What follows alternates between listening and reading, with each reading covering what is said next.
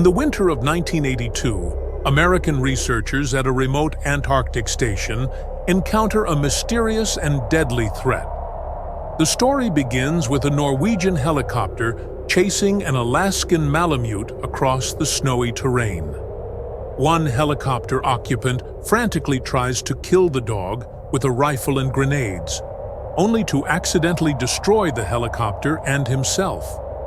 The surviving pilot is fatally shot by the Americans in self-defense. The team, led by helicopter pilot R.J. McCready, takes in the dog, unaware of its true identity. The dog is actually an alien organism capable of assimilating and imitating other life forms. As it begins to infect the crew, suspicion and paranoia grow among the researchers, knowing that any one of them could be the alien, leading to a tense and deadly battle for survival. Attempts to isolate and identify the alien through various tests are hindered by its ability to mimic its victims. As the crisis worsens, the researchers confront the terrifying possibility that the alien might escape to the outside world, posing an existential threat to humanity. Currently, only 6 members of Antarctica Research Station 31 remain, some of whom may already be infected by the alien. Bennings, Clark, Windows, McCready, Gary, and Knowles must find a way to survive and avoid the alien's clutches, determined to prevent it from reaching civilization, even if it costs them their lives.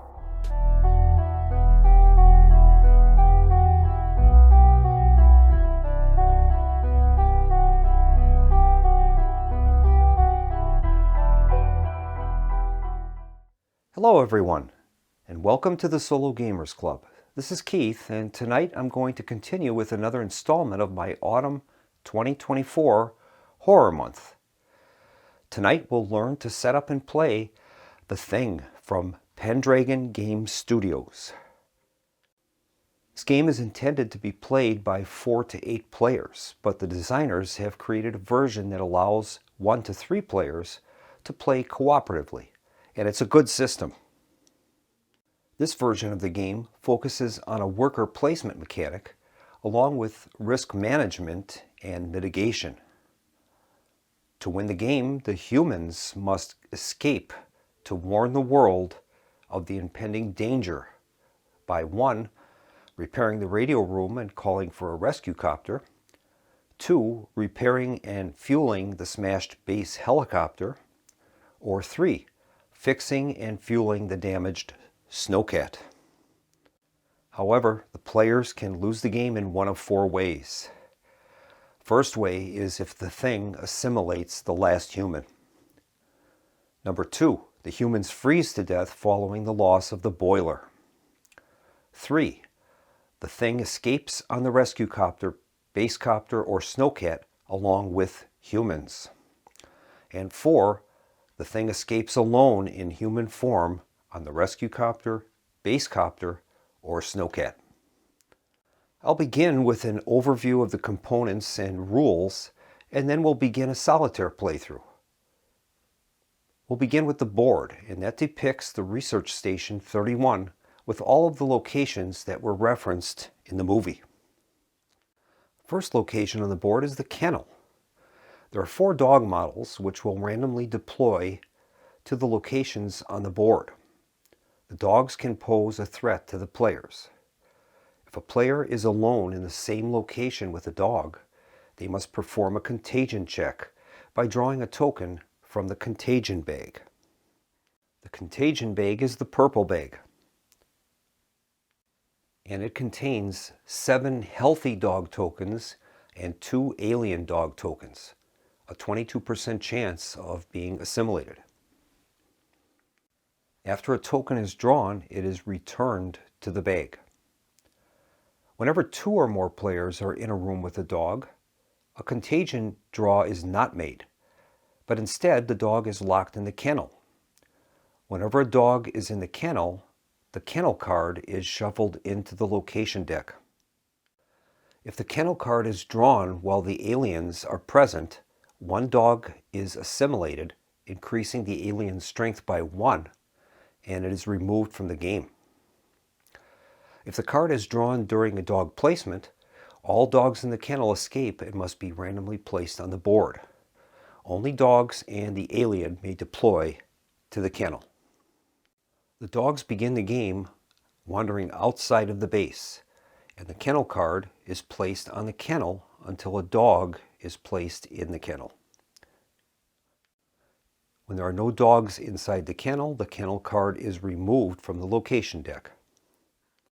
During the first turn, the players won't have to worry about the dogs, but at the end of turn 1, the dogs are going to be randomly deployed to the locations within the structure. The next location is the weather station. The weather station allows a player to re-roll the weather die and move 1 fuel token from the underground warehouse to either the generator or the boiler room.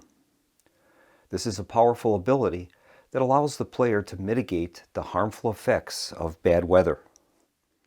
The weather die is rolled at the start of each turn, and the results affect the amount of fuel required to keep the boiler and generator functioning, along with charting the movement of the rescue helicopter. The possible results on the die include clear, 16% chance, cloudy, 50% chance, and blizzard, 33% chance. If Bennings is in the weather station, he has the special ability of rolling the weather die twice. Our next location is the dormitory. A maximum of 1 player may occupy the dormitory during the movement phase. This allows the player to spend an action to change any rolled action die result to any outcome. This is a powerful action that allows the player to mitigate the negative effects of a bad dice roll. Next up is the radio room. The radio room begins the game with 6 damage tokens, following the effects of Blair's psychotic episode as depicted in the movie. If the radio can be repaired, the player may use it to call for a rescue helicopter. If this happens, we place the rescue helicopter on the SOS track, along with a fuel marker. The helicopter will move from left to right according to the weather die. With good weather, it will move farther. With poor weather, it will move less. When it reaches the end of the track, it arrives at the base and can be used for escape. When the rescue copter arrives, it's placed in the helipad. The next location is the armory. The armory houses the weapons deck, which consists of the following: 3 dynamite or Molotov cocktails, 2 firearms, 1 flamethrower, and 4 melee weapons. A player at the armory can draw 2 cards from the weapons deck and keep 1. If McCready is at the location, his special ability allows him to draw 3 cards and keep 1. Weapons allow the player several advantages, such as canceling encounters, damaging the alien, and in the case of the flamethrower, performing blood tests. A player without a weapon is at a serious disadvantage, as several game mechanics cannot be mitigated. Next up is the leisure room. The players start each turn at the leisure room. In this location, cards can be exchanged and blood tests performed. Next, we have the kitchen and pantry. The pantry begins the game filled with provisions. Those are denoted with the green Spam cans. The kitchen allows a player to prepare food to sustain the players. When food is prepared, 2 food tokens are moved from the pantry into the kitchen. If Knowles is in the kitchen, his special ability at food preparation only requires 1 can of food to be placed in the kitchen.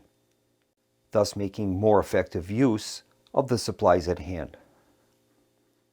If no food is in the kitchen during the food consumption phase, 4 tokens are removed from the pantry, as the players are not attempting to use their food supplies efficiently.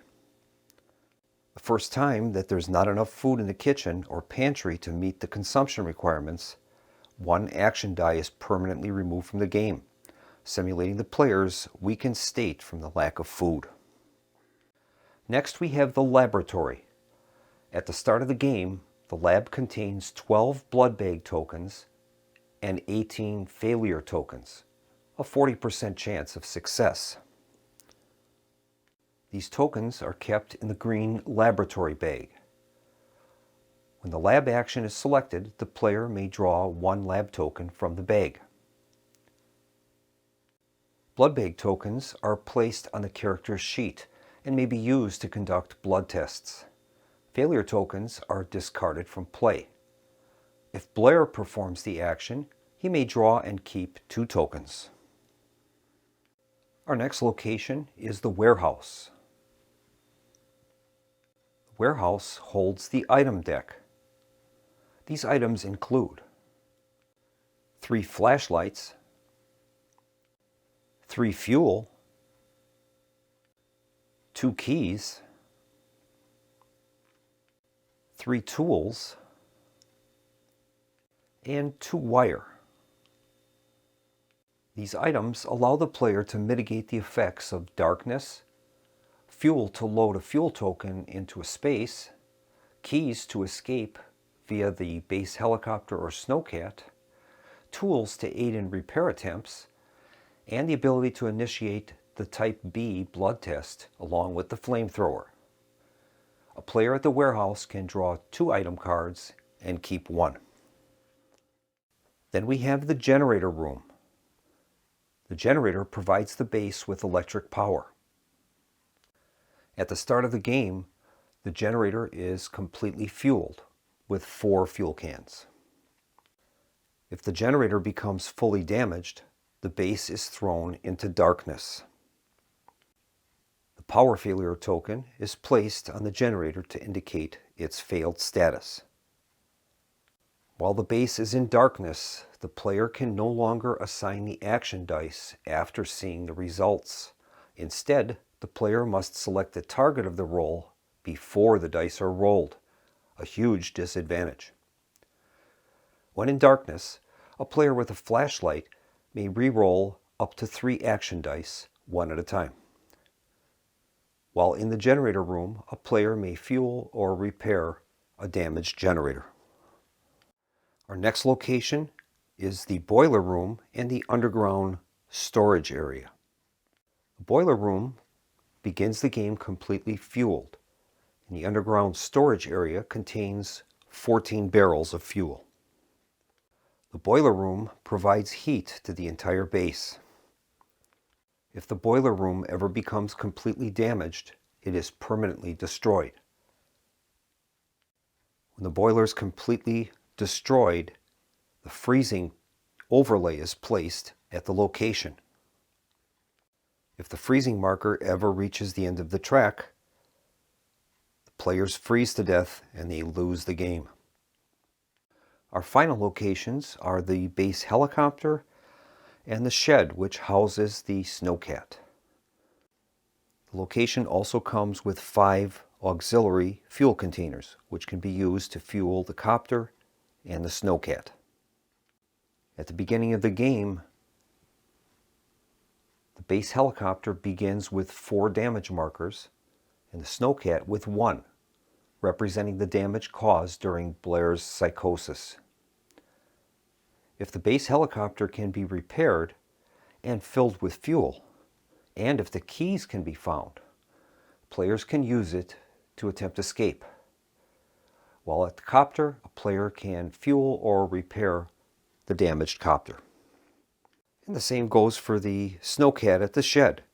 If it can be repaired and 4 fuel containers placed into its tanks and the keys found, the snowcat can also be another alternate escape method for the humans. During the solo game, we're going to be employing 3 action dice. The players will roll 3 dice when resolving actions. The dice include 2 use action results, which is 33% chance, 2 repair action results, 33% chance, 1 sabotage result, 16% chance, and finally 1 alien threat result, 16% chance. Red die results are negative results, but they can be mitigated by increasing the player's suspicion level on the suspicion track. The suspicion track monitors the likelihood that a player has been infected. The alien marker notes the alien's status at overtaking the base. As the game proceeds, the player's suspicion markers will move up the track. And as their suspicion rises, the alien is also going to be moving down the track, approaching that location. If the alien marker and a player's suspicion marker ever meet in the same space, that character is assimilated, and the thing will gain 1 strength token. A player's suspicion marker can be lowered to the green space by use of a successful blood test. While a player's token is on the green space of the suspicion track, they are immune to encounters with other players. The leader takes the leaderboard along with the 3 action dice. The 6-player weather overlay is placed in the weather area along with the weather die. 6 characters are randomly drawn from the 8 available. Colored tokens matching the standees' bases of those characters are placed on each of the cards to indicate the color representing that character. Then 8 roll cards are shuffled. A mix of those cards include 6 human and 2 thing cards.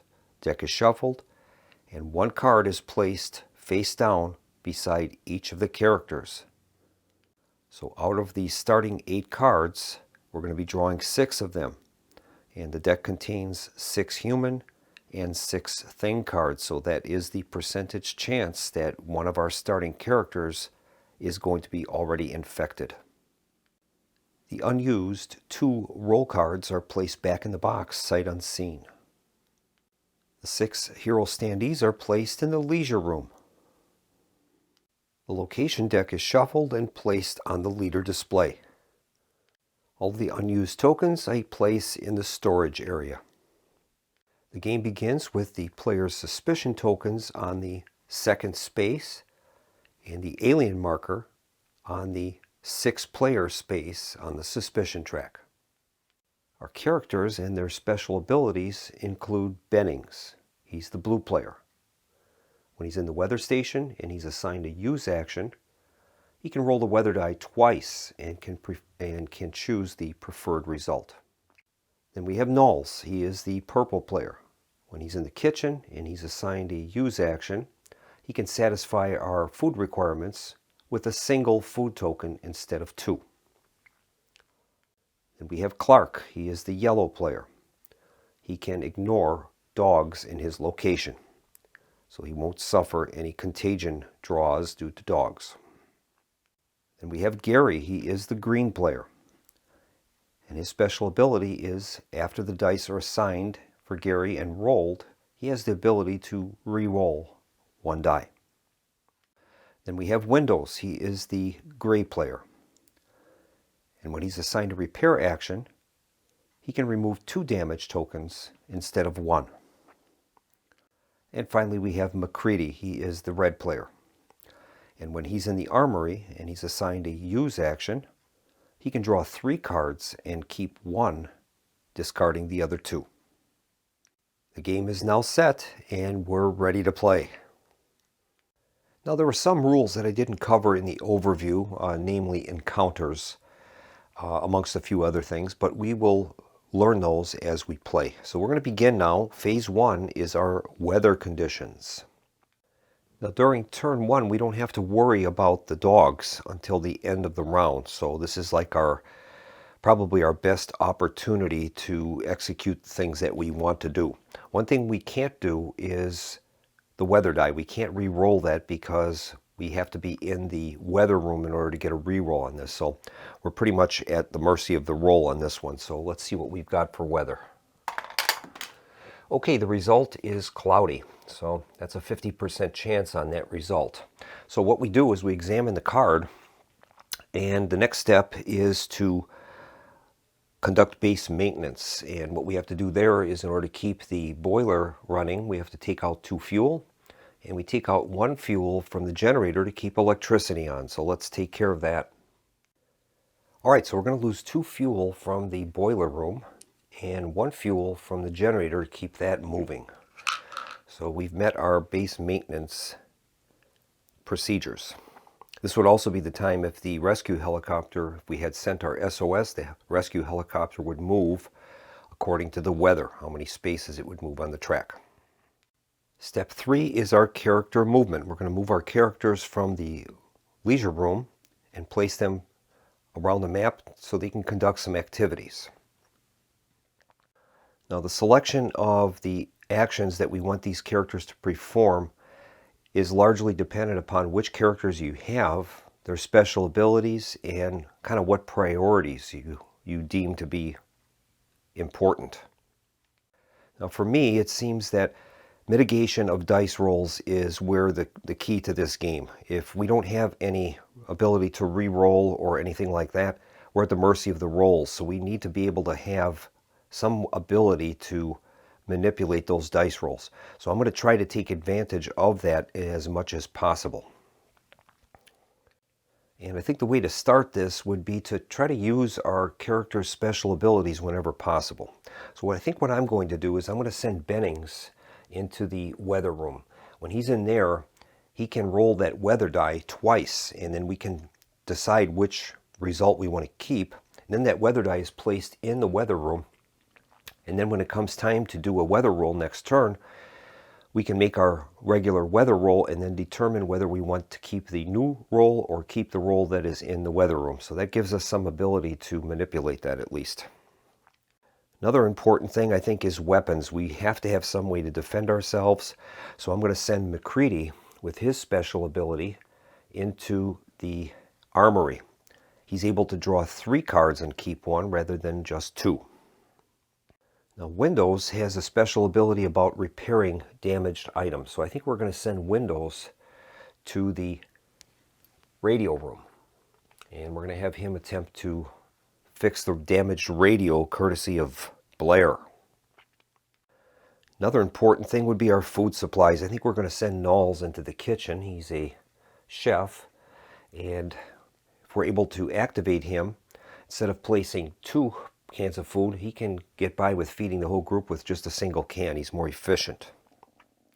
We have 2 characters left. We have Gary and we have Clark. Now Clark is only useful with his special ability when the dogs are on the board. So we're going to use him to try to reinforce some actions I think that we might want to take. Another thing that's important is to make sure we've got characters that can utilize both positive actions, the use action and the repair action.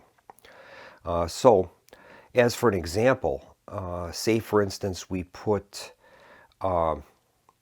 Clark into an area of, like, say, the laboratory, and we'll say that he ended up rolling 2 repair dice.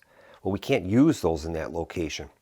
So it might be good to have the characters in different places in case we roll repair actions, that we can get it to be able to use it.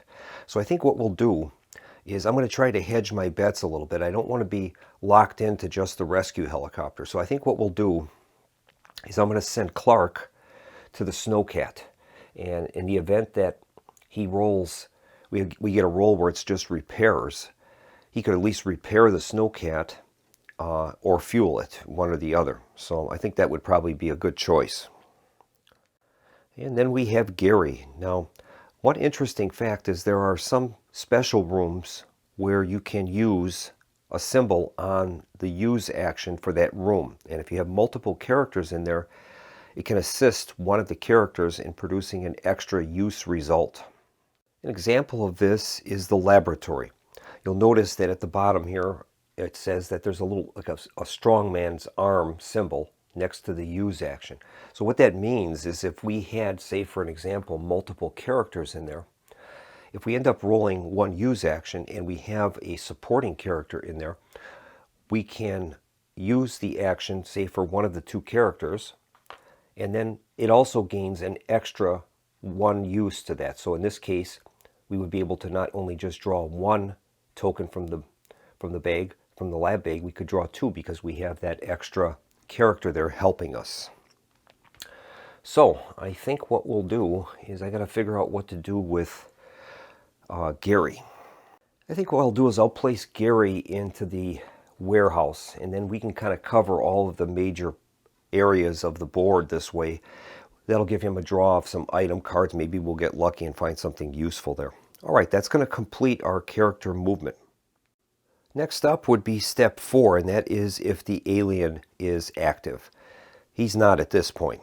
We don't know where he is. He's probably in one of the dogs, but it could also be one of the characters. We don't know.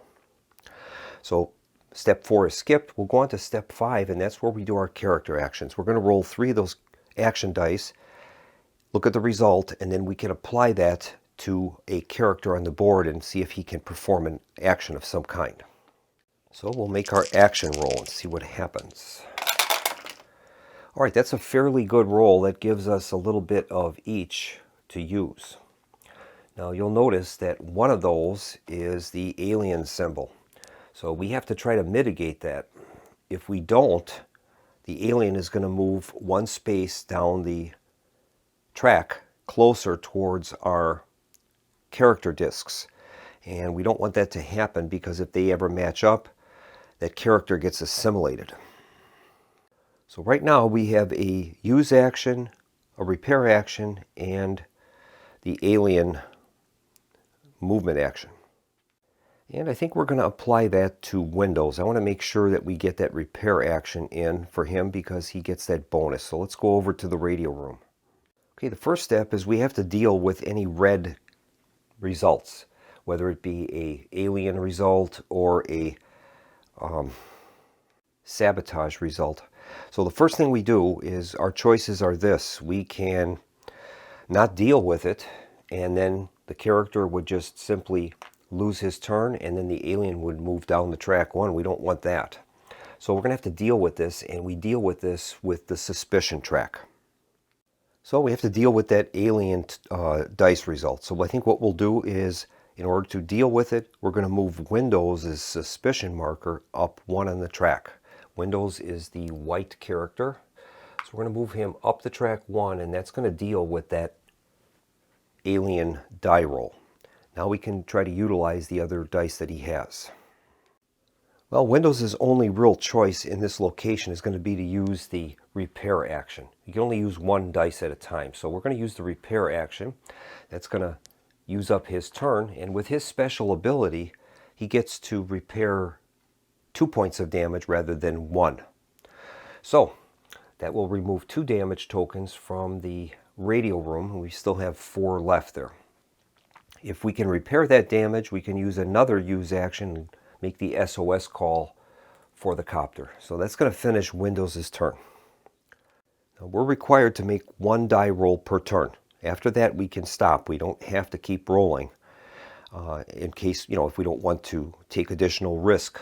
But I think we will continue because we have a lot of things we'd like to accomplish. So we're going to make another roll and then see what we have to do to deal with it. Okay, that is a nasty roll. That is not good. We've got 2 alien results and 1 sabotage. So we have to apply that to one of the characters. And I think what we'll do is we're going to apply that to Gary. He has a special ability that allows him to re-roll a die, and I think that might help us. All right, this is what Gary has to deal with, so we're going to use his special action, and that's going to allow him to re-roll a die in his turn. So we'll try to re-roll one of those alien results. And that didn't help. So we've got to get rid of 3 of these red dice, and the only way we can do that, we got 2 choices. We can move his pawn up the track 1 point to get rid of each of the dice, and his suspicion is going to grow quite a bit. Or we could use a portion of that and try to get rid of, say, the alien and one of the sabotage results, and then just let one sabotage result happen. And when that happens, we have to randomly discard one of the item cards. That would save a point on the track. I'm not quite sure which is our best choice here. Well, I think rather than take 3 points of suspicion, what I'll do is, we can't gain a card anyway, no matter what we do. So I think what we'll do then is we'll take 2 points of suspicion movement and we'll allow the other die result to take place, and that's a sabotage result. So what that'll do is 1 card will be removed from the game. We don't look at it. That's taken out of the game. And the other 2 we have to deal with suspicion. Gary is the green player, so we're going to use 2 points of suspicion to deal with his failure. And that's where we're at. Gary's token will lay down and his turn is over. This is why it might have been a good idea to place one of the characters into the dormitory. What that allows us to do is, like in the instance of Gary, if we say he had nulls in the dormitory, we could lay him down and then automatically change one of the die results to a selection of our choice. Guarantees you a success. But one of the characters is placed in there and you can only have 1 in the dormitory per turn. But we didn't do that, so we'll move on to a new roll. Okay, here's our next roll. Well, that time we did pretty good. We've got 3 use actions, so we're not going to take any suspicion. We don't have to worry about moving up any of our discs, and we can apply that to any character we choose. And we want to prioritize this, what is the most important of the actions. If we absolutely wanted to have a use action, where would you use it? Well, that's what we have to determine. And I think I'm going to use those with McCready. He's going to have one of those use actions, and that's going to allow us to draw 3 weapons cards. Normally you can only draw 2, but with his special ability he can draw 3. So we'll draw 3 and then see what he gets, so we can keep one of them. And the totals are, what do we got here? A melee weapon, firearm, and dynamite. Now we'll go over what these cards do. Now the dynamite card allows us to use it for 2 different actions. We can use it to help defend ourselves if we are attacked by the creature and do some damage to him. We can also use it to start a fire in the building. If the boiler is out of action and the temperature in the building starts dropping, this is the only way we can stay alive, and that allows us to move that temperature marker all the way back down after we light a room on fire. The other weapon is a firearm, and that allows us to prevent encounters. Whenever 2 or more characters are in the same room, you have what's known as an encounter.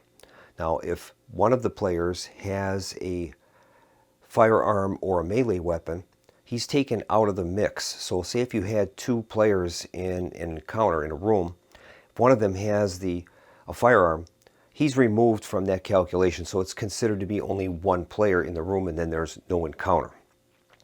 The beauty of firearms is they don't become exhausted, whereas the next card is a melee weapon, and that has to be discarded in order to use that to prevent an encounter. Whenever an encounter happens, each player moves up the suspicion track by 1, so we want to try to prevent those if possible.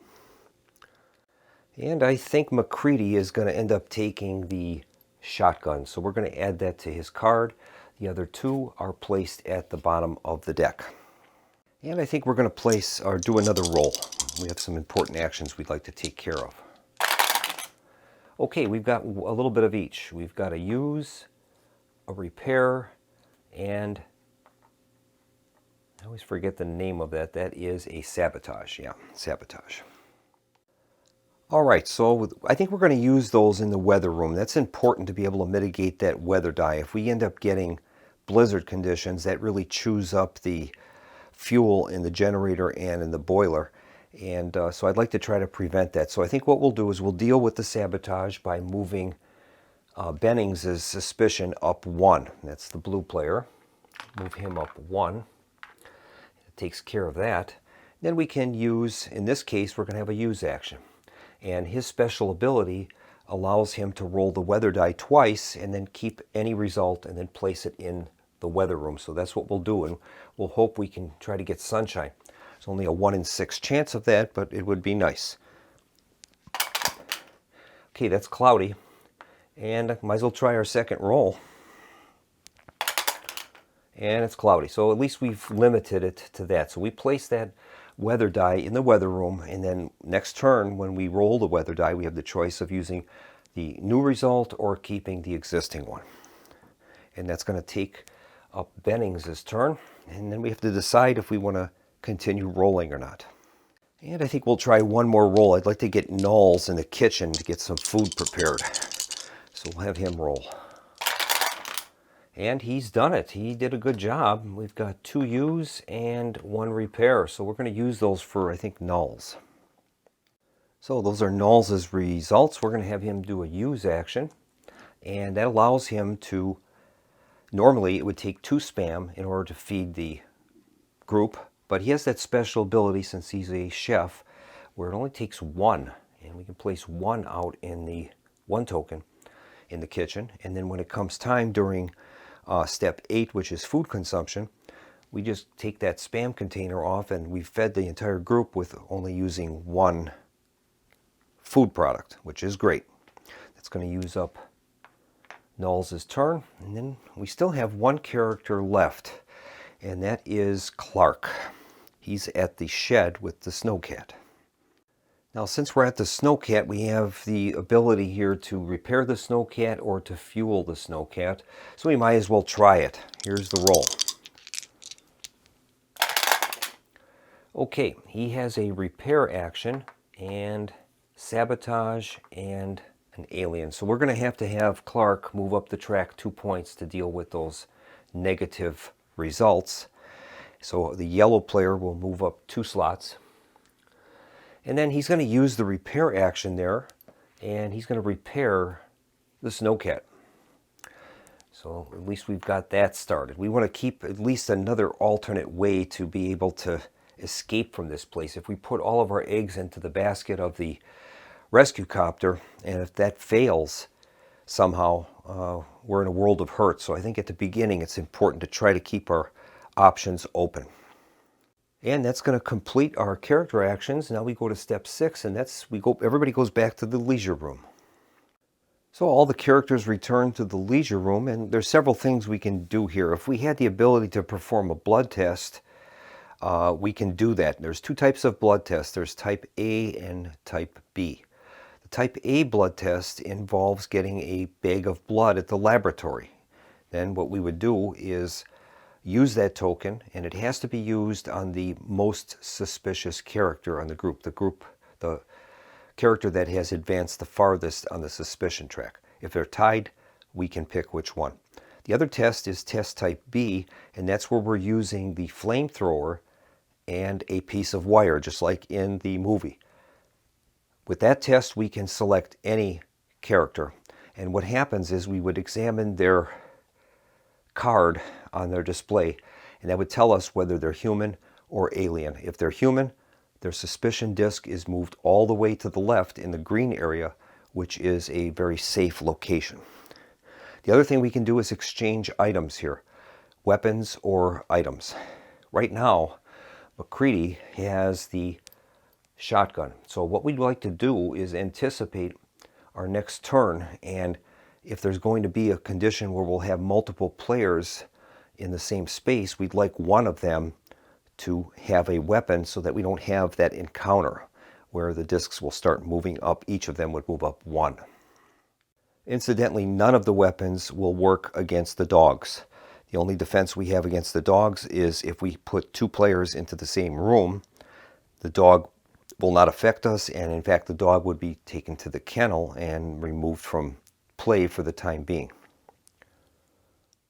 And I think what I'm going to do is I'm going to give the shotgun to Gary. So we'll give Gary the shotgun.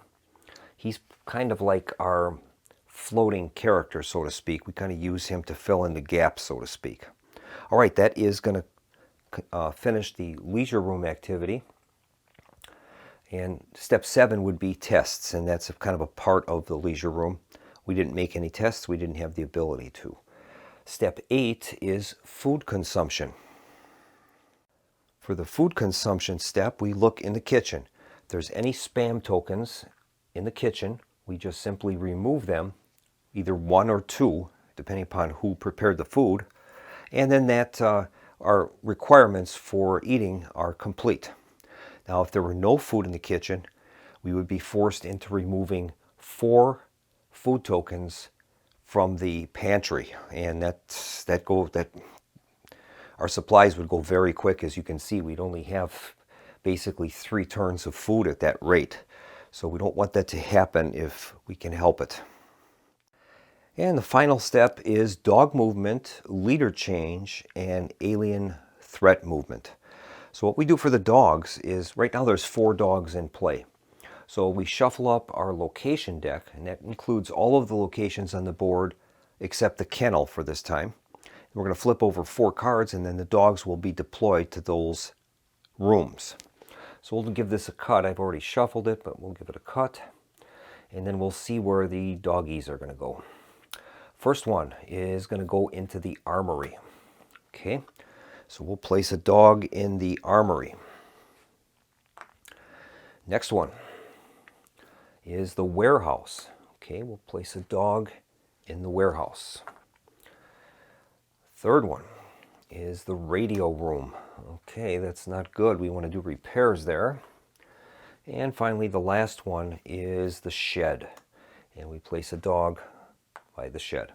That completes the first turn of, or at least for dog movement. Now all we have left is the alien threat movement.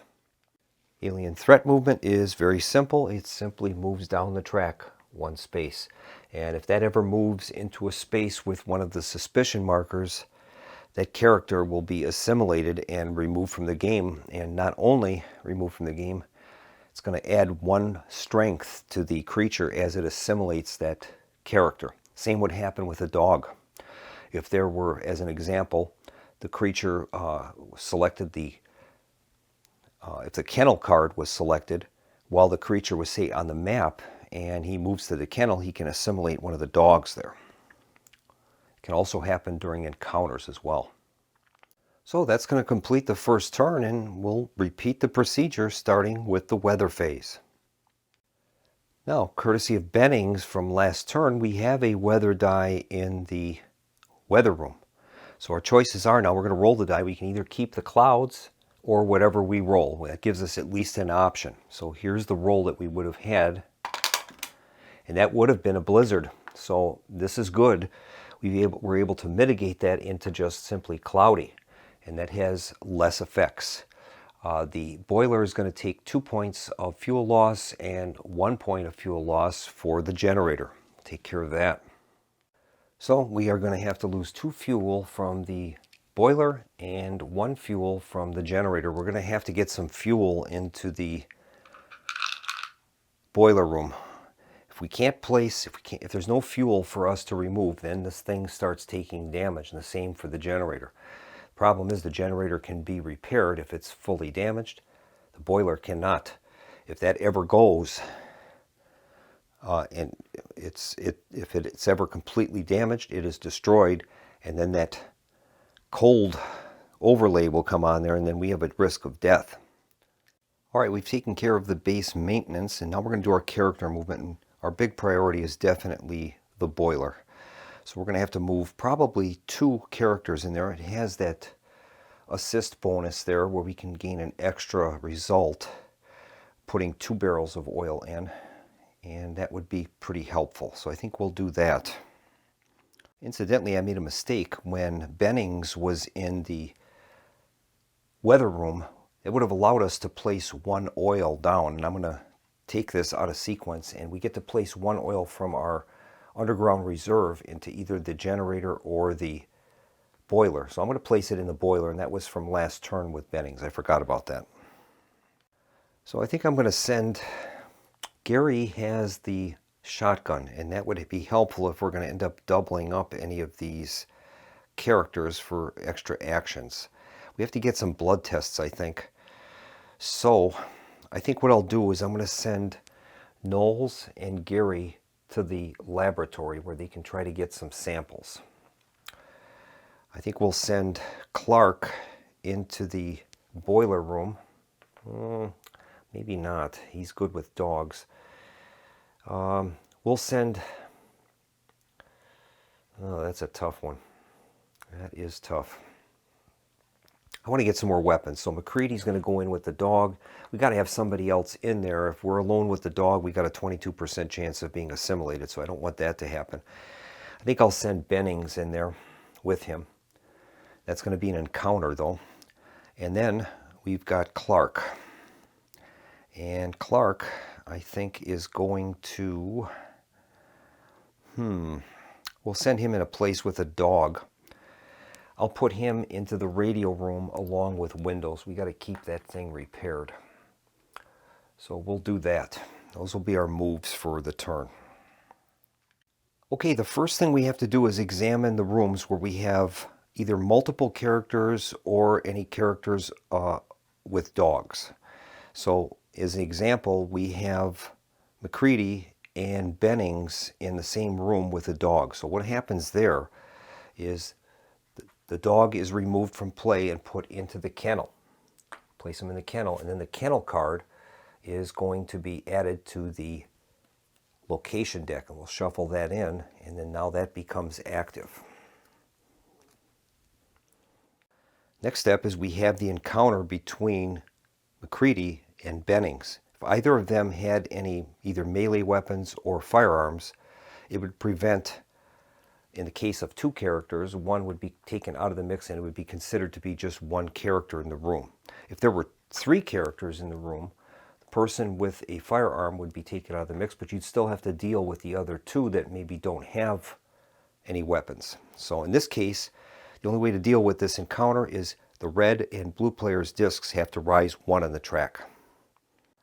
So both red and the blue move up one.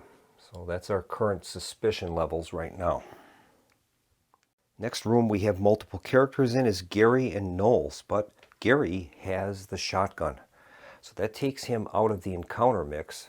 He's considered to be separate, and then it would be considered to be just one single character in the room. So there would be no encounter. The shotgun is not discarded. We can keep that multiple times. So that goes back to Gary. And we have one left. And that's in the radio room. We have Windows and we've got Clark. Now Clark isn't affected by the dog, but we have two characters in the room with the dog. So the dog is going to be placed in the kennel. We've got two dogs in the kennel now. And as long as the kennel location card doesn't come out during a dog placement, those dogs just stay in there. Now we have to deal with Clark and Windows. Now none of them have any weapons yet, so the yellow and white players' discs are going to move up on the track. So Gary and Windows each move up one. We're starting to move up that track pretty far, but if we can get a successful blood test, though, the most senior of the suspicion discs would be placed back. If he's human, it'll go back to the green level, which is great. So that's going to take care of the encounters. We'll make our first dice roll here. See what we get. Okay, that is a great roll. We have no red dice in that roll, so we can apply that to any of the characters we choose. And we got to figure out what is the most important. And I made an oversight already. I didn't put anybody in the boiler room. So unless we can roll sunny weather, we're going to take damage, at least 1 point to the boiler, because we only have one fuel in there. That was an oversight on my part. But we'll resolve those dice that we do have. And I'm going to let Windows take this. He's going to use the repair action. And we're not entitled to a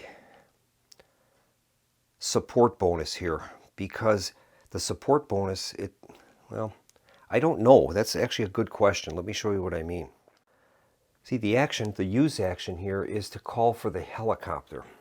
But we're actually doing a repair action. But you only need one person to call for the helicopter. So I guess that would apply to the repair action as well. So Windows is going to take his repair action. We're going to use Clark as a support. And that will allow him to fix his normal 2 that he can repair, and then an extra 1 for Clark. That's going to repair 3 damage to the radio room. I think that's correct. Yeah, otherwise that support action here wouldn't make any sense because you only need one use result in order to call for the copter. So I think that would have to apply to the repairs. And now I think we'll make another roll. Okay, that one was not quite as good. We've got a alien result, sabotage, but 1 use. And I think we're going to use that in the laboratory. And I think what we'll do here is I'm going to use nulls. He's the lowest on the suspicion track right now. So we're going to have him utilize 2 points of suspicion to take care of those negative dice that we've got.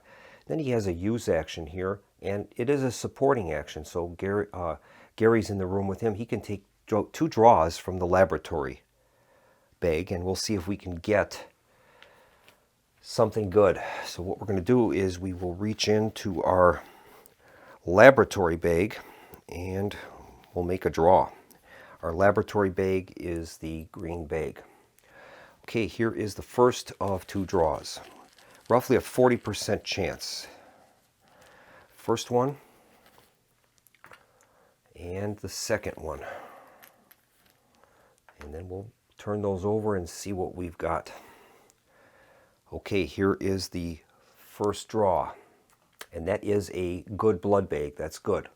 Excellent. Here's the second one. And that's also a good blood bag. That is excellent. Both of those tokens will be placed on Nulls' card.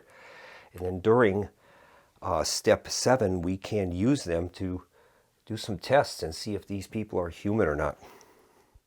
Now, Nulls had to deal with those 2 negative dice, so Nulls is going to move up 2 spaces, and he is into a cluster of 4 there. And I think we're going to make another roll. Okay, we've got 2 use and 1 sabotage. So let's see how we want to use that. And I think we'll use that with McCready. He's going to take that use action in the armory that allow him to draw 3 cards. Now this does not have that support action there, so he can't, even though Bennings is with him, it doesn't help.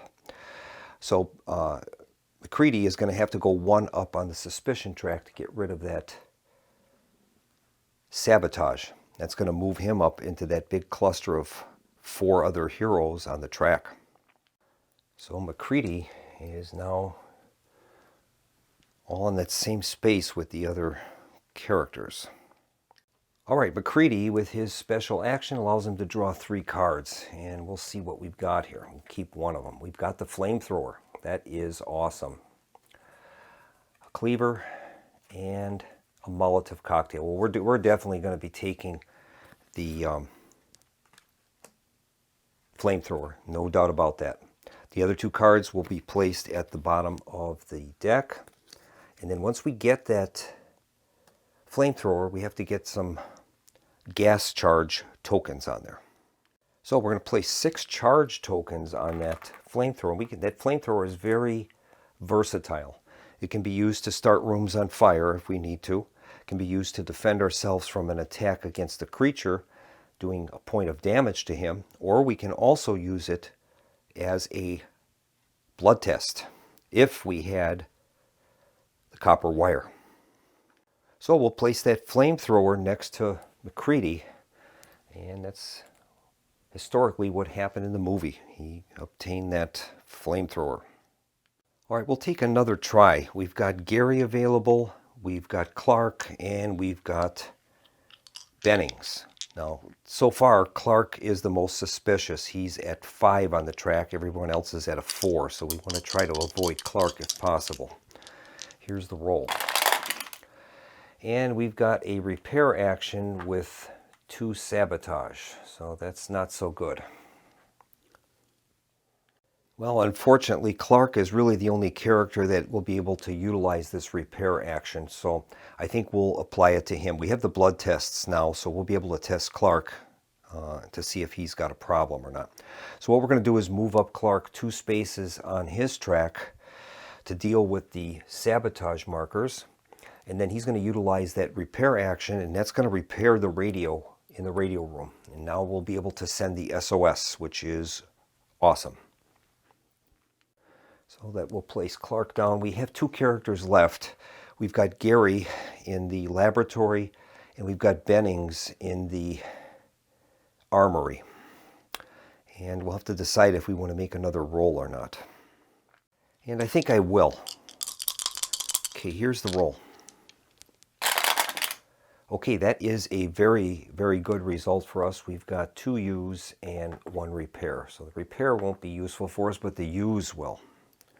And we've got to decide what to do. I think we're going to use that with Bennings. Bennings is in the armory. He's going to use that use action die, and that allows him to draw 2 weapon cards and keep 1. Okay, his first one is a melee weapon. It's a knife. Second one is dynamite. I think in this case, the melee weapon would probably be more useful for us. That would help us to prevent encounters. So I think we'll have him take the melee weapon, and we'll give that to Bennings. All right. No suspicion was raised, and the unused dynamite goes to the bottom of the deck. Okay. We still have 1 character left, and that's Gary, and he has that ability to re-roll a die, so I think we're going to try it. He is in the laboratory. We'll see if we can get an extra blood bag, maybe. Okay, that is an outstanding roll for Gary. He's got the use action, and that's just what he's going to do. So Gary is going to take the use action die, and that allows him to draw 1 token from the laboratory bag. Let's see what he gets. Okay, here is the draw, and we'll see if that's a good one or a bad one. And that is a negative result. So that is going to go into the discard. That's removed from the bag at least. We place those in that laboratory area that's busted up.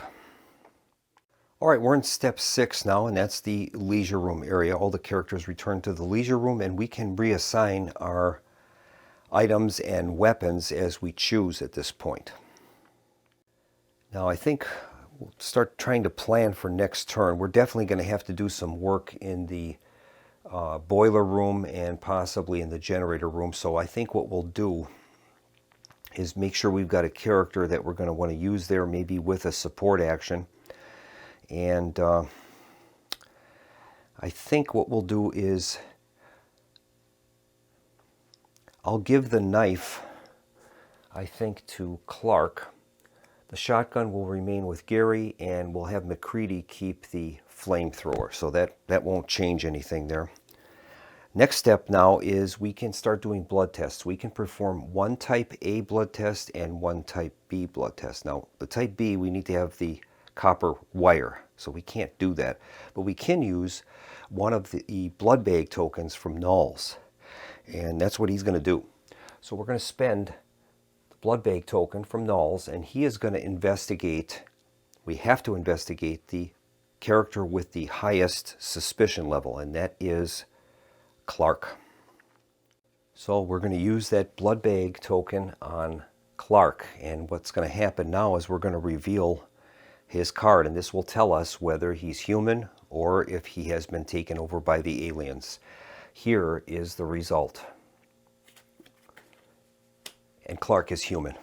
All right. The token is discarded. And we can move Clark now all the way down the suspicion track to the green area, which is awesome. So Clark's suspicion disc is placed all the way down into the green area, and that gives us an advantage. When you're on that green space, you are considered to, it would be as though you had a melee weapon or a firearm. You're not considered to be under suspicion at that point, because your test has been done and we know Clark passed it. So as long as it remains on that disc remains on that space, we don't have to take him into account for encounters with other players, which is awesome.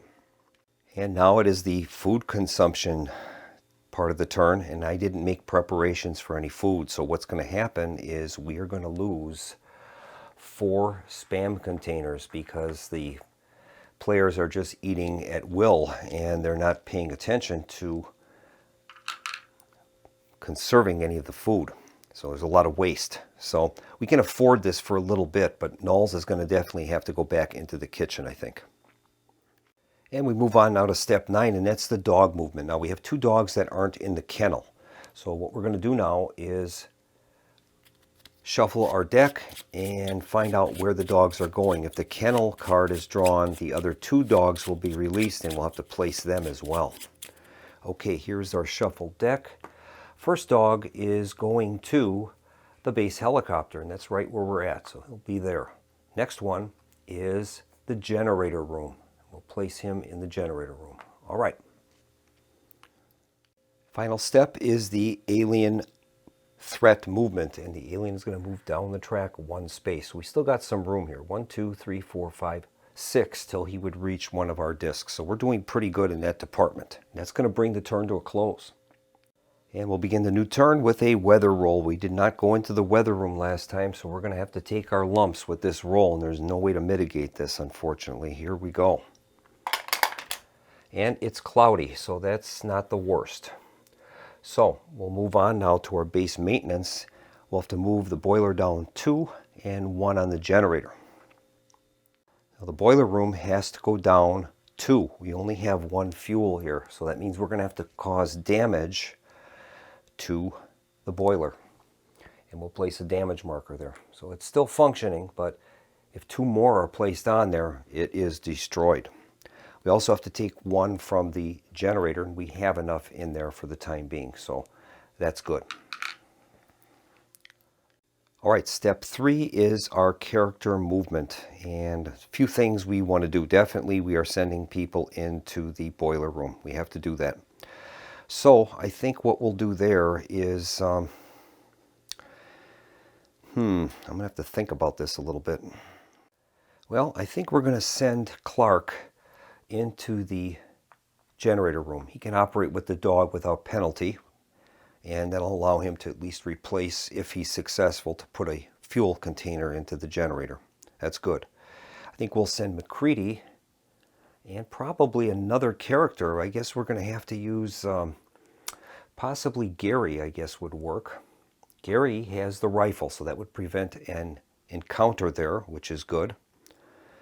And then we've got 3 other characters: Bennings, Windows, and Knowles. Knowles is definitely going into the kitchen. We need to get some food going. And I think we're going to send Windows to take care of the SOS message in the radio room. We'll get that moving. And then we've got Bennings, and I think we'll put him into the weather room. All right. Step 4 is skipped. There's no aliens active yet, so we'll go on to step 5, and that's our character actions. We'll make our first roll and see who we can assign this to. That is a great roll. We've got use and maintenance. All right. And I think we are going to assign that to McCready. Now, once again, we would have an encounter here, but Gary has the shotgun, so that's going to prevent an encounter, which is great. So we'll have McCready have the use action, and that is going to allow him to place 1 fuel into the boiler room. Now he has another character in the room with him, and we have that strength symbol, so that can give it a +1. So he'll be able to move 2 fuel into the tanks of the boiler, which is great. We'll place 2 fuel in there, and that is awesome. And we'll make another roll. Okay, that's a pretty good roll. We've got a use action and an alien. So I think what we'll do is I think we'll use those in the radio room. All right, Windows is going to mitigate that alien roll by moving his white disk up 1. So we'll do that. Then he can choose one of the other two, and he's going to use the use action, and he's going to send the SOS message for the copter, which is awesome. So what this does is we place the helicopter on the first space of the SOS track, and it is going to move to the right based upon the weather conditions. And if we can get clear weather, that thing can move 4 spaces. So that would get us that SOS copter, or the rescue copter. And once that reaches the end of the track, it lands and we place it on the helipad. And then we have, now the fuel is going to go down as well. Every turn, it'll use up a piece of fuel. Once the fuel reaches the end of the track, it has to return and go back to its base. All right, I think I'm going to make another roll. Okay, here is the roll. And we have a great roll. We've got use and maintenance. Or repairs, I should say. Okay, where do we want to spend this? And I think we're going to spend that use action in the weather room. Bennings has that special ability. He can roll the weather die twice and keep the result he wants in the weather room. Okay, here's the first roll. It's cloudy. We'll try it again. And that was a blizzard. All right, he's going to keep the cloudy, obviously. That'll be his action. Now we can also place 1 fuel in either the boiler or the generator. And I think we'll place that in the generator. So we'll take 1 out of our underground supply and place that in the generator room. Okay. All right, we've got 3 characters left that we can use, so we'll try another roll. And that is an outstanding roll. I can't believe how well we're doing. It gives us a use, and 2 uses and a repair. And I think we'll give that to Nulls. So Nulls is going to use that use action. He'll place 1 food into the kitchen, and that'll cover our consumption. All right, we've got 2 heroes that are still available. That would be Clark and Gary. So we'll try it. Try another roll. And that's a pretty good roll. We've got 1 sabotage, but we have a use and a repair. All right, I think we're going to give that to Gary. Now Gary has that special ability where he can re-roll a die, and we're going to re-roll that sabotage die. See if we can get a good result for him. And we did. So that is awesome. Now we have the choice. We can either place another fuel, or we could do a repair action. Either one would be good. I think we'll do the repair action. So Gary's going to use that repair die, and we'll repair the 1 point of damage we've got on the boiler. We want to keep that in good shape because otherwise it gets really cold in here. The only character we have left is Clark, and I think we're just going to stop here. We don't have to continue rolling. We've got enough fuel in the generator, and I think we're good for now. So we'll move on now to the leisure room portion of the turn. All right, we're in the leisure room, and we do have a blood bag that we can use for a test. First step, though, is to reassign our items if we choose. And I'm going to think about that a little bit. I think I'm going to reassign the melee weapon from Clark, and we're going to give that to Windows. Maybe not, because we're probably going to be testing Windows. He is the most likely, or he's the farthest suspicion, so maybe we won't do that. I guess I'll give the melee weapon to Bennings. We'll do that. And now we have the choice of doing a blood test. And we can either wait to let those suspicion discs go up a little farther, or we can take it right now. And we would be checking, in this case, Windows. I think we'll wait. I'm going to keep that blood bag in reserve, and we'll let those move up the track a little farther so we can gain more benefit from it.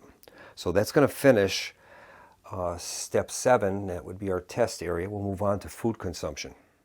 And courtesy of Chef Knowles, we have a can of food in the kitchen that will supply us with all the food we need for the turn. We're doing pretty good on our food rations for right now. Now it's step 9, and that's our dog movement. So our dogs will return from where they were, and we're going to shuffle our location deck and draw a card for each one. Hopefully we don't get the kennel, because we like those dogs secured. Okay, here is the deck. First location is the helicopter base, or the base helicopter rather, so that will be here. Next one is the armory. Okay, that's not too bad. So we'll place the dog in the armory, and then all that's left is the creature alien threat movement. So the alien will move one step closer. We still have pretty good separation here, 2, 3, 4 for the moment, so not too bad. And we do have Clark now in that green space, which is awesome. All right, so we have managed to call for the rescue copter, and that's on its way. As long as the weather holds out, we should be able to get the copter here. And in the meantime, all we need to do is basically stay alive. So that means keeping the generator and the boiler working so we don't freeze to death, and just making sure that we watch the characters from growing too much in suspicion. Right now we have some separation between the suspicion markers and the aliens, so we're in pretty good shape that way. And we've managed to pick up a few weapons. We've got a shotgun, a knife, and of course the flamethrower. And we have one blood test that we'll be able to use, and we'll probably end up using that next on Windows. Well, we have to. The blood test will have to be used on whoever is the most suspicious. So if we start using the time we have before the rescue copter gets here, we'll use that to keep the base moving and to do the blood tests that we have available to us and make sure we find out who the alien is.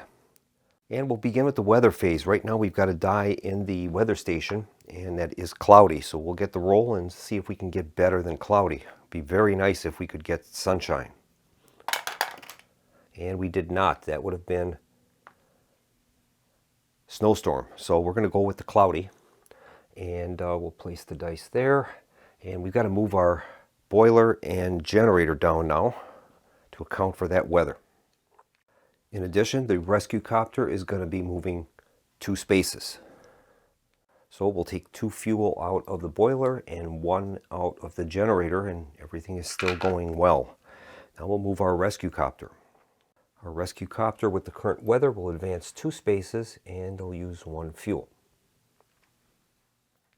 Now it's the character movement phase, and we're going to need to do some blood tests. We have 1 blood test available, type A, and we have a type B if we can get a copper wire. So one of us is probably going to try to go to the warehouse, I think, and we'll see if we can find some copper wire. Well, I think it's important for us to try to control that weather, so we want that copter to keep moving. So I'm going to put Bennings into the weather room, and we'll see what else we want to do. I think we'll send McCready to the boiler room. I think I'll send Gary to the warehouse. Knowles will go to the kitchen. And I think we'll have Windows go to the lab. And finally, we'll have Clark go to the generator room, and we'll try to make it, see how that works out. Now it is step 5, and we're going to do our character actions. Okay, here is our mandatory character action we have to take. And that's a pretty good result. We've got 2 use and 1 sabotage. So let's see where we want to use that. I think we're going to use that in the weather room with Bennings. The weather is very important. So Bennings is going to have to mitigate that sabotage. So we'll move Bennings' suspicion marker up 1, and that will deal with that. And then he's going to use the use action, and that allows us to roll the weather die twice and keep whichever result we want. Here's the first roll. And we've got sunshine. That is awesome. We're going to leave that. That is great.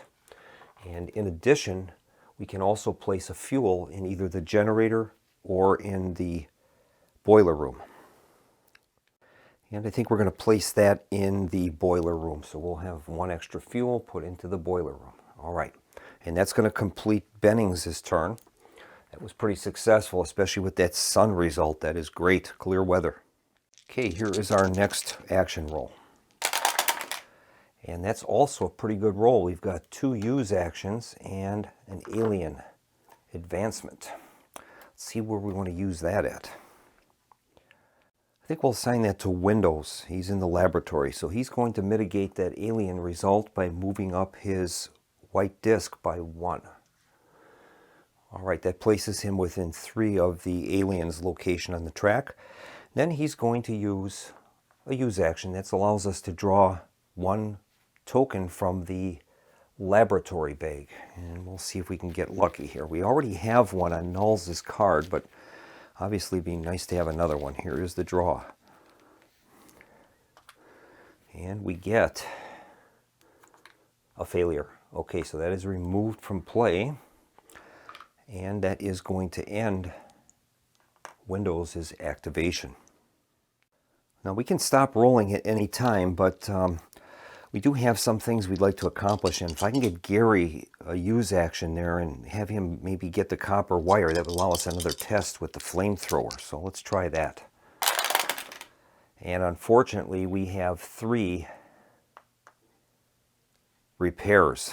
And none of the repair actions will work for any of the players. So I think what we'll do is I'll assign that to Clark in the generator room. We have 1 fuel there already, so that will be fine. So we'll assign that to Clark, and there's nothing for him to do there. There's no damage to the generator, so that's just going to be his turn, and that's it. And we'll try another roll. Okay, that is a great roll. We've got 2 U's. All right. And I think I'm going to assign that to McCready. He is going to have a use die, and that will allow him to place 1 fuel into the boiler room. So we've got a total of 2 there now. That's going to be McCready's turn. Doing okay so far. All right, we've got 2 characters that can still activate. That would be Null's in the kitchen and Gary in the warehouse. So we'll try another roll here. Okay, that one's not quite as good, but it's good enough. And let's see here. Well, it doesn't matter. Either Gary or Null's are on the same level on the track. So Gary has the ability to re-roll 1 die. So I think I'll assign that to Gary. Gary can re-roll a die, and we'll re-roll the alien die and see if he can get a green result. And he does. So for Gary, we're going to mitigate the red die by moving him up 1, and now the green player and the blue player are equal on that part of the track. And he's going to use a use action. We're going to draw 2 cards from the warehouse, and we're kind of looking for that copper wire. So here is the results. We got the copper wire. Excellent. Copper wire and a toolbox. Toolbox will be put into the discard at the bottom of the deck. And we're going to take the copper wire and give that to Gary, and that is absolutely awesome. That'll complete Gary's turn. And then we just have Null's. And I'll give it a shot. We'll make the roll for Null's and see if he can just get 1 use. And he did not. Not good. Well, we have no option here. What we can do is we got to mitigate this. I think Null's is going to have to use up 2 points on the suspicion track, and then we can't use the repair action, so that'll be it for Null's. But we'll move him up 2 points on the suspicion track, and it puts him within 3 of the alien. So this is our current levels on the suspicion track, and we're going to go now back to the leisure room. All right, all of our characters are back at the leisure room, and I think we're going to readjust some of our items. We're definitely going to hand over the copper wire to McCready with his flamethrower. And then I think we're going to give the knife, instead of giving that to Bennings, I'm going to give that to, well, windows and nulls are going to be tested next. So I guess I'll give that to Clark for the time being. We don't want to give it to a player that could possibly be an alien until we can check them out. So that's the next step. Now we can take care of our tests. We have a type A available, and now McCready with the wire and the flamethrower has test B. Now if we're going to use test A, it has to be on the character that is the most suspicious. So Nulls has a blood test there. So we're going to have to use that type A blood test on either Nulls or Windows. And I think I'll use it on Windows.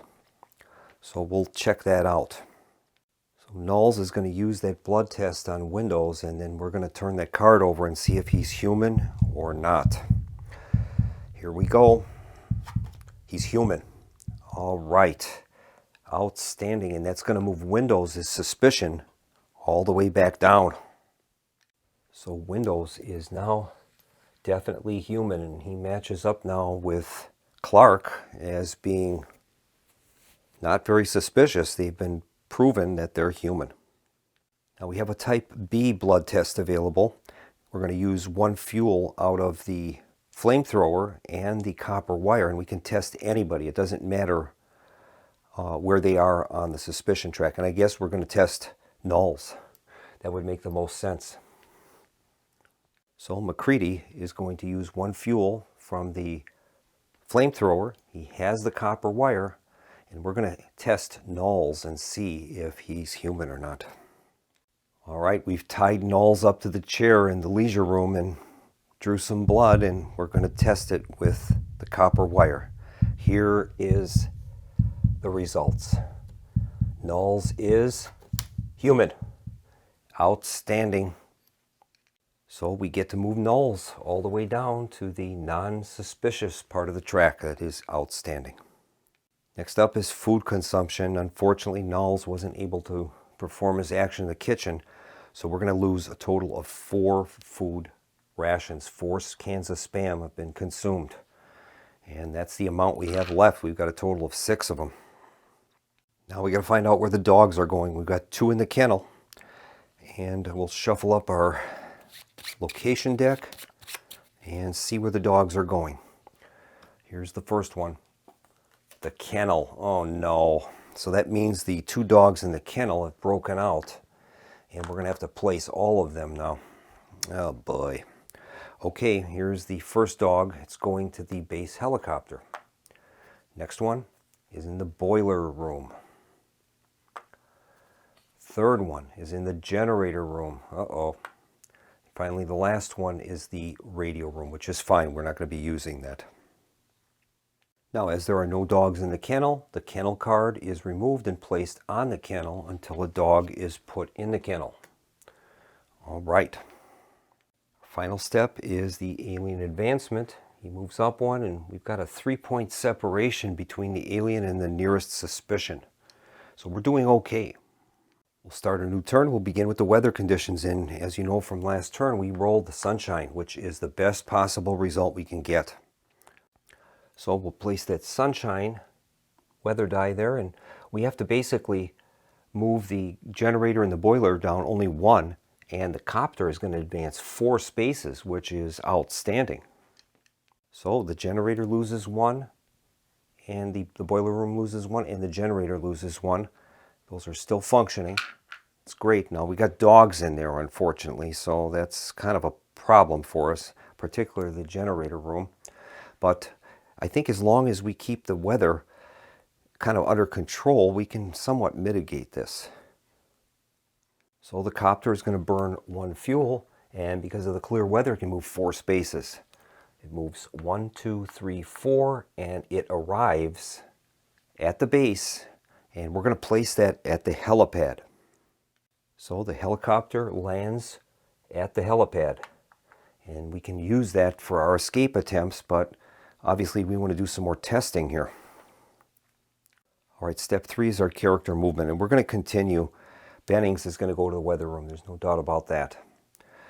We do have the ability to do blood tests with McCready's flamethrower, but I think we should still make an effort to try to get some standard blood tests. So I think what we'll do is, well, we've got 3 characters: Windows, Nulls, and Clark, and they're on the green part of that suspicion track. So if they are put into a room with other players, it's as though they had a melee or firearm. They're taken out of the calculation for encounters. So that's very helpful.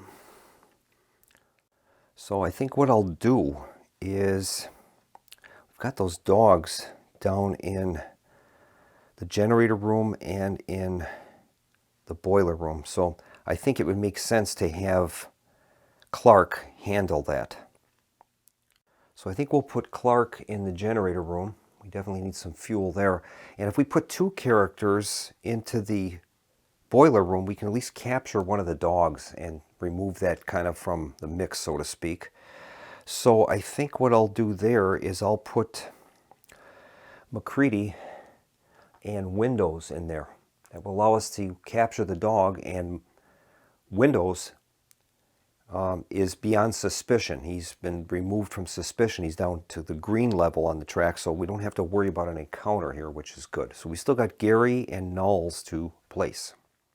I think I'll put Gary in the lab, Nulls in the kitchen, and those will be our movements for the turn. All right, we'll do our character actions. Here's the roll. All right, we've got 2 U's and 1 sabotage. So let's see what we want to do here. Well, actually, before I use those dice, we have to deal with these encounters. We have an encounter with the dog. So the dog is going to be, we have 2 characters there. The dog is going to go into the kennel, and then the kennel card is going to get shuffled back into the location deck. All right, now we have our normal encounter here, but like I said, once again, Windows is beyond suspicion. He's on the green part of the track, so that won't affect McCready. And I think we're going to use our actions with Bennings at the weather station, so we can figure out what kind of weather we're going to have to deal with first.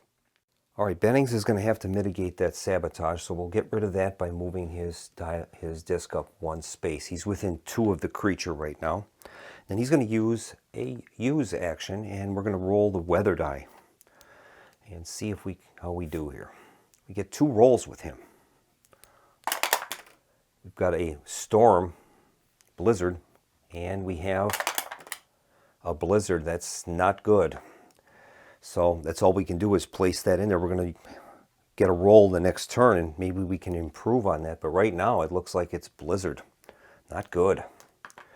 Okay, that is it for Bennings. And we'll make another roll here. That was really unfortunate. That could hurt us. Okay, this is a great roll. We've got use actions and repairs.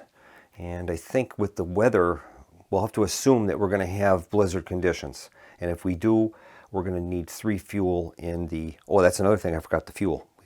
We get 1 free fuel to be placed with the weather action. Let's take care of that first. All right, considering the weather conditions, we're going to put that into the boiler, I think. So we've got 2 there. And now we're going to take our actions, I think, and I'll assign that to McCready, I think. And McCready, with the support icon here, can use Windows to put 2 fuel in there. And I think that's what we'll do. We'll put 2 fuel. That gives us 4 fuel in the boiler room, which is great. All right. Okay, we're going to make another roll here. Generator needs some fuel. And we've got it. That will do it. We've got a use action there, and I'm going to assign that, I think, to Clark. Okay, Clark is going to mitigate the sabotage die by moving his disc up 1. He's on space 1 of the track now. And then we're going to use the use action, and that'll allow us to place a fuel in the generator room. And we'll do that. We're down to 4 barrels of reserve fuel right now. And that will end Clark's action. Okay, here's our next roll. And that is an outstanding roll. We've got 3 uses there. And I think we're going to give that one to Gary. Maybe not. Gary gets a reroll. I guess we'll give that to nulls. We'll give those use actions to nulls, and that allows him to place 1 can of Spam in the kitchen to feed the whole place. That is great. Okay, let's try another roll here, and really I just want to get Gary moving. That's all we want to do, get him a lab action. And Gary's got it. He's got 2 use and 1 sabotage. He has the special ability of re-rolling 1 die, and we'll do it. And he's done it, so that is great. We're going to apply these results to Gary in the lab. So we'll use those for a laboratory test. We'll draw a token and see if we can get a blood test. Okay, there is the token, and it is a failure. So that goes into the warehouse area. That takes care of Gary's action. The only player we have left is Windows, and he was assisting McCready in the boiler room, so we won't activate him. No sense in doing that. We'll move on to our leisure room area. All right, all of the players have returned to the leisure room, and we're able to readjust our weapons and things. So, oh boy, that's a tough one. I think I'll just leave the weapons as we have them. Clark with the knife, Gary with the shotgun, and McCready with the wire and flamethrower. Okay, now we'll move on then to our blood test area, and we can do a type B blood test with McCready. So McCready will use up 1 fuel out of the flamethrower with the copper wire, and let's see who we want to test here. The most suspicious out of everyone right now is Bennings. So I guess we're going to have to do a test with Bennings.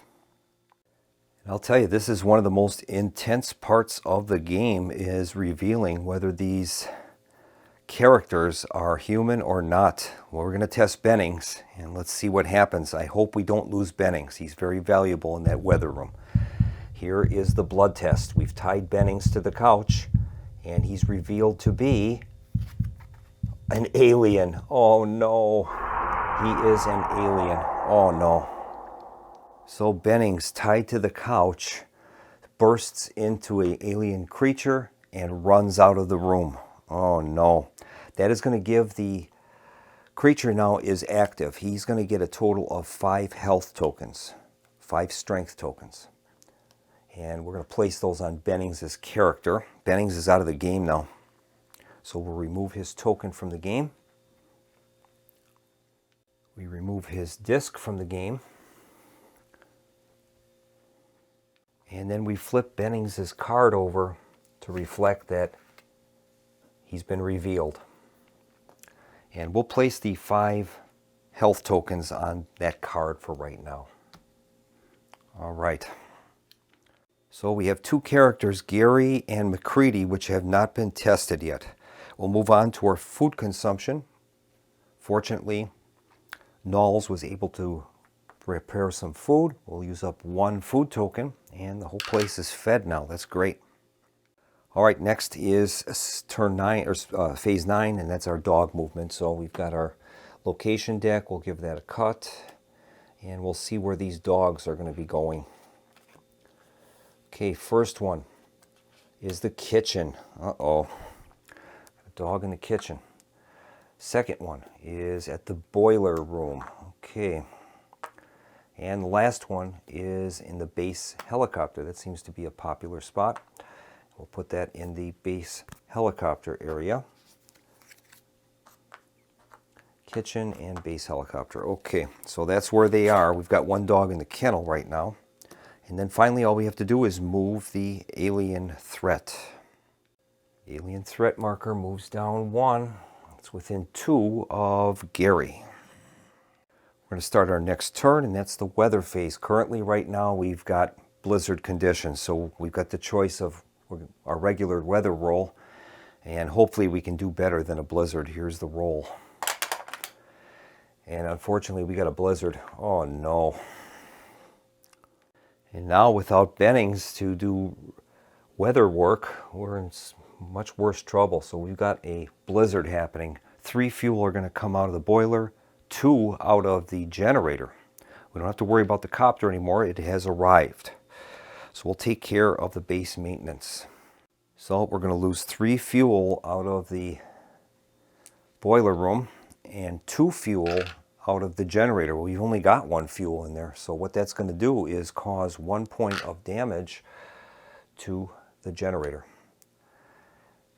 If another point comes in, the generator will become inoperative, and then we're in darkness, and unless we have flashlights, we have to assign the dice before we see the results. We have to assign the dice to a character before we roll them, which is very tough. All right, now we have to assign our characters to movement. And this is where it gets really tricky. We need at least 2 more tests to make certain of the status of the characters we've got, Gary and McCready. So, oh boy, this is tough. Well, we're going to have to put somebody into the generator room. We don't want to have that go out. So, I guess what we'll do is place... I'll place McCready in there. He can fuel up the generator. Since there's a dog in the boiler room, we'll put Clark in there. Keep the boiler room moving. Now we've got a dog in the kitchen, so I don't want to go in there because that would force us to draw a contagion token. We don't want to do that. So I think rather than putting nulls into the kitchen, we'll put nulls in the weather room. That at least gives us 1 die roll there. It's not as good as Benning's, but it's good enough. And I guess we're going to put both Gary and Windows into the laboratory. We'll try that. That seems to be pretty good. Gary has a shotgun and Windows is beyond suspicion. He's on the green portion of the track, so that won't be an encounter at least. All right. Now it becomes action 4, and we have a revealed alien that is moving about the base, and we have to figure out where he's going. Now the alien currently has a strength of 5. He's got 5 strength tokens. Now what we have to do is we check the rooms and see the attack number of the largest group of players that are in a room. In this case, we've got 2 players in the laboratory. So we have to set up 1 attack. That'll be the strength of the players plus 1. So 1 attack would be a strength of 3, and a second attack is what's left, strength of 2. We're going to draw a card for each, and that'll be the location where that creature is going to strike with that strength. So we're going to shuffle up our location deck, and we'll place a card for each of those. Place a card here for the 3 strength attack, and a card for the 2 strength attack, and we'll see where the alien is going. Okay, here is the alien's 3 strength attack. He is going to the radio room. There's nobody there. That is awesome. So we place the alien's 3 strength attack there, and he has the choice now of if there was a person there, he could attempt to assimilate them or a dog, or if there's nobody there, he's going to do damage to the facility. And in this case, he does 1 damage for each strength that he has. So his strength is 3. He's going to inflict 3 points of damage to the radio, which we don't care about at this point. We've already sent our SOS and the copter has arrived. So we'll place our damage markers there. And that is the first attack. Let's see where the next one is. All right, the next attack, this is a 2 strength attack. And the alien is going to attack at the laboratory. All right. So the alien attacks at the laboratory with a 2 strength attack. Now we have a total of 2 characters in there, and each character gets 1, I guess you could call like defense. And in this case, the strength of the alien is equal to the strength of the characters in the location. Each character counts as 1 strength, 2 to 2. So it's equal. It says the strength of the alien is equal to the strength of the characters in the location. The alien will run away without doing anything. All the characters in the location are laid down. They will not be able to perform actions. So that's not good. Alien does run away though. And now we move on to step 5. That's our action roll phase. And we'll see if we can assign some actions. Now we've lost Gary and we've lost Windows for the turn because of that alien strike. Not good. Here's the roll. It's a pretty good one. We've got 2 uses and 1 sabotage. So let's see where we want to assign that. Well, I'm going to give that roll to McCready at the generator room. He's going to mitigate that sabotage by moving his disc up 1. He's within 2 of the creature. That'll spend his turn, and we'll place a barrel of fuel in the generator room. That will cover his action. Here's our next roll. And that's a pretty good one. We've got 2 use and 1 sabotage. All right. And I think I'm going to use that in the weather room with Nulls.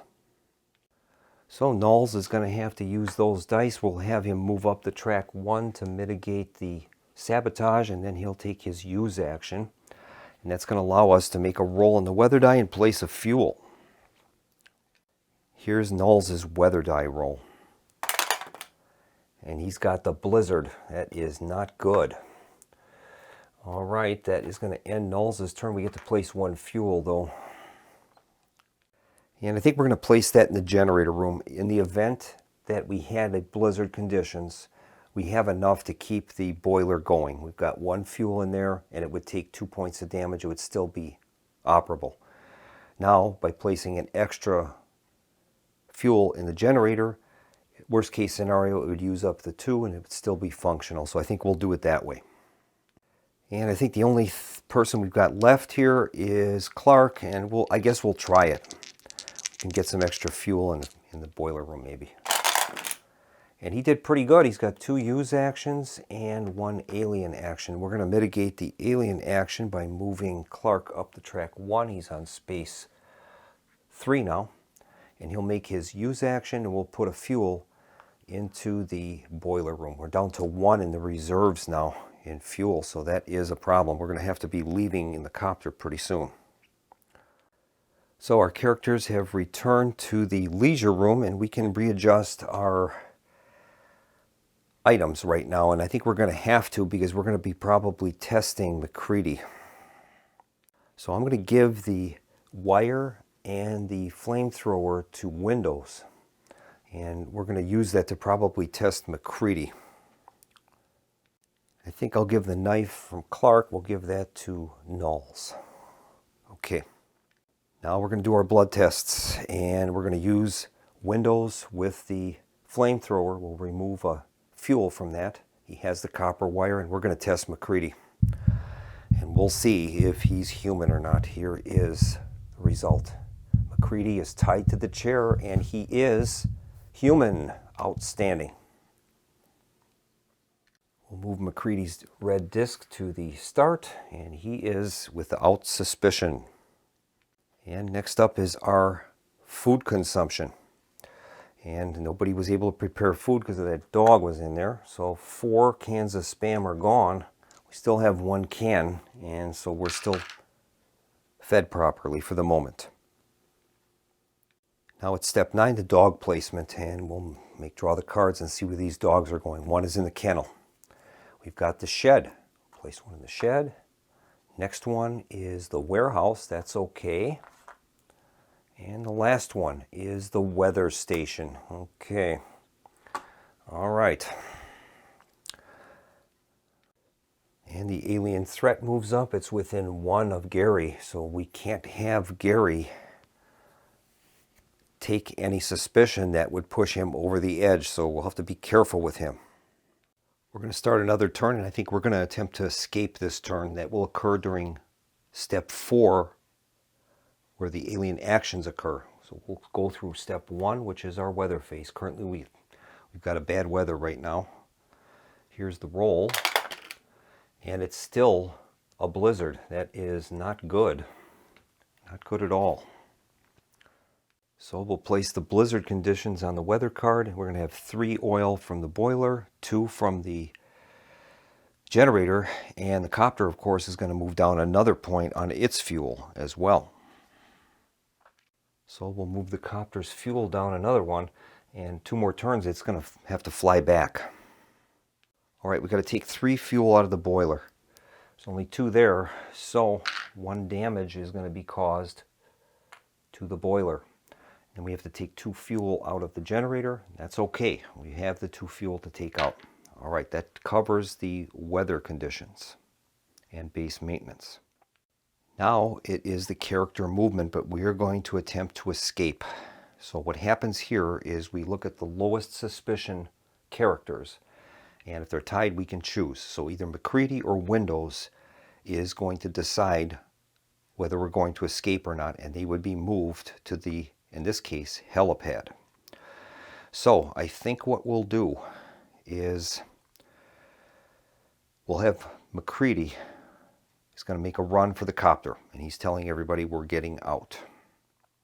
So we're going to take McCready and move him to the rescue copter. So we place McCready at the rescue copter. Then he gets to decide who else is going to be coming along with us. Now right now we know everybody is human except Gary. So we have the choice now.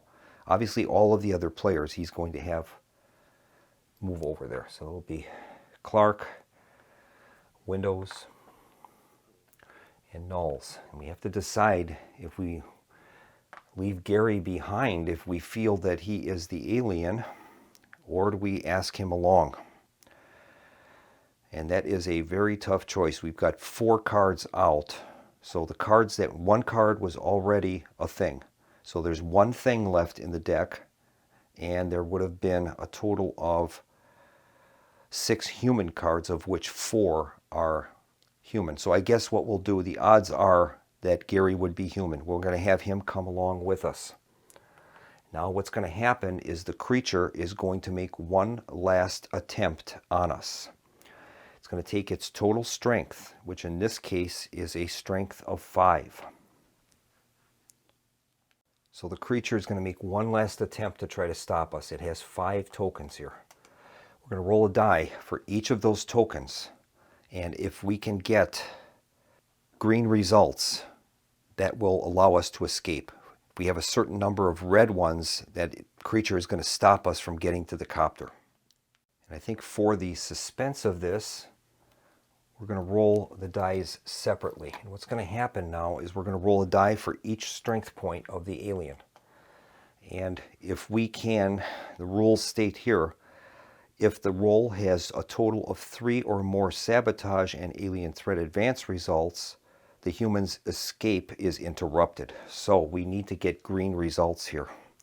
So we're going to do our first attack by the creature to stop us. Here's the first roll. And it's a green one, so we're good for now. The second attack by the creature is a green result. That is great. We've got 2 green results. Here is the third creature attack. And that is a green result. That is great. So we're going to make it. Here's the fourth one. A green result. And the 5th by the creature. We've done it. We didn't roll any red at all. So now what's going to happen is we're going to have to check Gary, and if Gary ends up being an alien, we're going to lose the game, because that means the creature is going to make it back to civilization, and he's going to start taking over the world. So we are going to flip over Gary's card, and that will tell us whether we win or lose. Now, in your games, you might want to have stayed around 1 more turn to try to determine if Gary was human or not. But under these circumstances, with the low fuel I had, copter was already getting low on fuel. I felt this was probably a best chance for us. So we're going to flip over the card and see if we win or lose. Here is the test for Gary. Is he human or isn't he? And he is the alien. Oh no. So we have lost the game. The alien has managed to come back inside of Gary, back to civilization. They probably went to the nearest Antarctic base, and from there the disease spreads and it takes over eventually the whole planet. And with Blair's analysis, it took 27,000 hours and the whole world was assimilated. So that is going to conclude our playthrough of The Thing, the board game.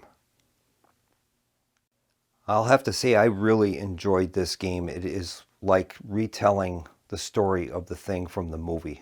All of the aspects of the game are here, even in this solo version. I'm sure it's going to be much more exciting if you were playing multiplayer. Rules are quite a bit different than what we used here in the solo game, but there's much more of this suspicion and just tension, because you don't know if that person would know whether he's the thing or not, and the other players don't, and that really would create a large amount of tension and suspicion amongst the group. I think we played well. We were able to keep our generator and our boiler going, and we made good use of the weather room, and I think that is really one of the most important things that you can do in the game, especially if you have Bennings. Now that was huge that we had Bennings. His ability to roll that weather die twice really gives us the ability to mitigate that extremely terrible blizzard conditions. Now in the last parts of the game, we lost Bennings and we had blizzards for 2 days in a row, which really chewed up our fuel reserves. And I also think that we kind of mitigated the dogs pretty well too by using Clark and trying to keep them into the kennel as much as possible. That certainly helped. So I think that's going to about wrap this video up. I hope you enjoyed this, and I really recommend this game highly for solo play. It's a lot of fun. The dice mechanism does a really good job at simulating the multiplayer aspects of the game where you don't know whether the individual is the thing or not, and the dice rolls really kind of simulate that quite well. So please tune in next time as we continue in our 2024 Autumn Horror Month at the Solo Gamers Club. And in the meantime, this is Keith from the Solo Gamers Club signing off and wishing everyone a pleasant evening. Good night.